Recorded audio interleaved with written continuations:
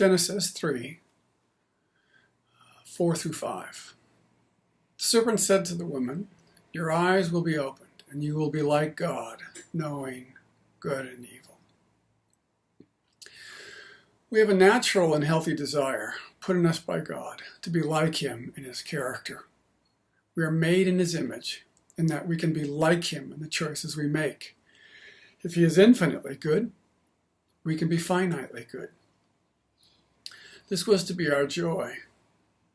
We could continue to grow our character to be more and more like Him for all eternity. We have to remember that Satan doesn't put desires in us. He only twists and manipulates the desires that God put into us. This desire for power is not evil. It's rooted in our desire for God. This desire for someone to love that we could emulate is the desire to be made from the image of God. However, we were told a lie in Genesis that we could become like God in a different way. The serpent convinced us that we could be like God in His nature, knowing things only God could know. The serpent took a natural desire and twisted it, and the sad thing is we believed him, and now we all carry the unbearable weight of our existence. I take some of that idea from C.S. Lewis, where he talks about the unbearable weight of our existence, and this idea that we have taken on in the fall is that we should be like God in our nature, that we should be like God, as the serpent said, natural desire, but twisted it. How should we be like God? And that's what he twisted, the how part. We have come to expect that this is a natural and normal desire. We assume we should know things we can't possibly know. We assume we should not fall and hurt ourselves. We assume we should never make a mistake or fail, for God never would. Remember, to be like God in nature is to have the capacity that He has. And God never trips and falls. He never makes mistakes. He never, and the list could go on.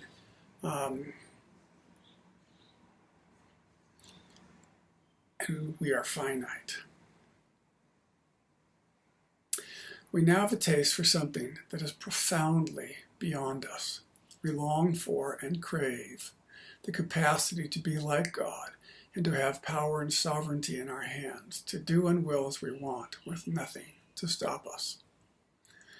The unbearable weight of our existence is that we are finite and yet expect to be like God in His nature. This produces in us a shame, a sense that we are wrong in our very nature. We believe that we are flawed by our very existence, and there is nothing we can do about it. We assume we are misfits to be cast off and alone, as we will never be like God in this way, and we know it. We carry this lie around with us, and it creates an unbearable weight that is slowly killing us. Use some metaphors to try to give us an idea of what this lie is like. Imagine a child taking on the weight of being the president of your country. Imagine a match believing that it has to heat a house. Imagine a drop of water thinking it must water a desert. Now imagine that you can just be a child, a match, a drop, and that is all God asks you to be. Let God be God, and you just be finite, limited, and loved by Him. What this often manifests itself in is what we would call shame. And shame is not an attack against what you do. If you made a wrong choice, that's what we call guilt.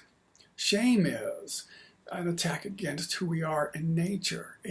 Shame on you says something is wrong fundamentally with us. That's something that we don't have a choice on. That's why it's so corruptive to our spirit. Because what it does is it chews us and eats us up. And the lie that Satan put in us, that you will be like God, is the roots of shame. Natural desire to be like God, twisted to be like God in His nature. My hope and prayer is that you would find the freedom to be finite. It's okay not to know. It's okay to make mistakes. It's okay to question and explore and to learn. And out of this would grow a curiosity in regards to life and who you are, and most importantly, who God is, because that's really where the cool stuff is.